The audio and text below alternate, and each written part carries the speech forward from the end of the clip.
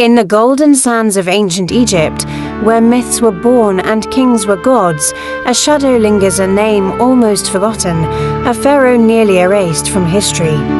This is the story of King Anedjib, a ruler from the dawn of Egyptian civilization, whose legacy is shrouded in mystery, controversy, and silence. Anedjib, also known as Adjib or Horus Anedjib, was the fifth pharaoh of Egypt's First Dynasty.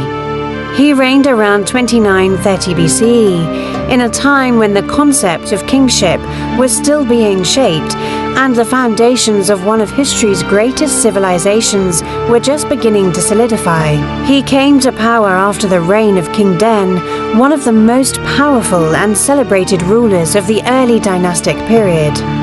Den's rule had been marked by military strength, religious reforms, and the development of the Egyptian state.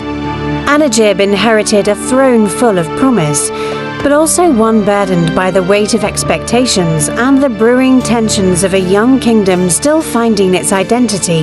His Horus name Anedjib linked him directly to the falcon god Horus, the divine symbol of kingship in ancient Egypt. In that era, the pharaoh wasn't just a political leader, he was a living god on earth. Anedjib's name has been discovered inscribed on stone vessels, seal impressions, and other artifacts found in sacred sites like Abydos and Saqqara, to major ceremonial and burial centers of the time. And yet, despite these traces, his story remains frustratingly incomplete. Estimates suggest that Anedjib ruled for 8 to 10 years, a relatively short reign. But those years appear to have been filled with internal challenges, possible rebellions, and political instability. Compared to his predecessor Den, whose accomplishments were recorded with pride, Anedjib's reign seems muted, almost subdued. There's no record of major construction projects, no victorious military campaigns, and no sweeping reforms. Some historians believe his rule was contested. Perhaps not everyone in the royal court supported his legitimacy. Others suggest that he struggled to maintain control over provincial governors who were wary of the growing power of the centralized monarchy. In a young, emerging state like early dynastic Egypt, loyalty was fragile and ambition could be dangerous. Still, Anedjib was not without achievements.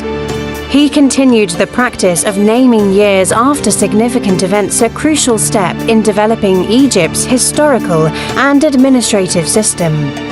This tradition of annual records became a backbone for Egypt's famously detailed chronology and its legendary bureaucracy. In his inscriptions, we find references to royal rituals, ceremonial events, and what may have been efforts to assert authority over the Nile Delta region, though the extent and success of these campaigns remain unclear. But perhaps the greatest mystery lies not in how Anedjib ruled, but in how he was remembered, or more accurately, forgotten. Archaeological evidence suggests that Anedjib was buried at Abydos, the sacred royal necropolis of the First Dynasty, but something is strange about his tomb. It may have been left incomplete, some parts appear damaged. And then there is his successor, King Semakit. Semakit didn't just follow Anedjib, he may have actively tried to erase him. Some scholars believe that Semakit seized power through force, possibly overthrowing Anedjib in a palace coup. There is a chilling theory that Semakit ordered the damnatio memoria of Anedjib, a deliberate act of erasing his name, chiseling it out of monuments, purging it from official records, and condemning him to oblivion. Why would he do this? Was Anedjib seen as illegitimate?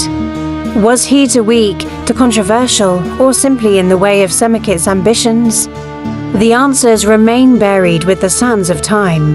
And yet, Anedjib's story wasn't completely lost. His name appears in the Abydos king list, compiled centuries later during the reign of Seti I in the 19th dynasty. This list recorded the names of Egypt's kings in a sacred context, suggesting that Anedjib was still remembered at least by some as a legitimate pharaoh.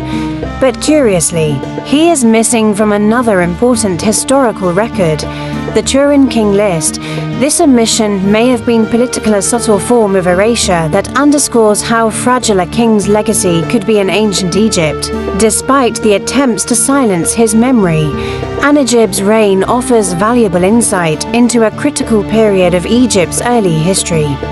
He ruled in a time when the idea of divine kingship was being shaped, when royal rituals were becoming institutionalized, and when Egypt's administrative system was being born. He may not have been a great conqueror or a master builder, but he was a piece of the foundation, a ruler caught between powerful predecessors and ambitious successors, navigating a kingdom still learning what it meant to be an empire. The story of Anedjib is not just about a forgotten king, it's about how history itself is written, rewritten, and sometimes erased. It's a reminder that even in ancient Egypt, where kings were worshipped as gods, power was never truly secure. With each artifact discovered, with each inscription analyzed, we come a little closer to understanding who Anedjib really was. Not just a name in stone, but a man caught in the storm of early dynastic politics and still whispering through the silence of 5,000 years. So, was Anedjib a weak ruler who faded into obscurity? Or was he a king betrayed by those who came after him? Let us know what you think in the comments. If you enjoyed this dive into the mysteries of ancient Egypt, don't forget to like, subscribe, and hit the bell icon for more lost stories of the pharaohs. Because sometimes the past doesn't stay buried forever.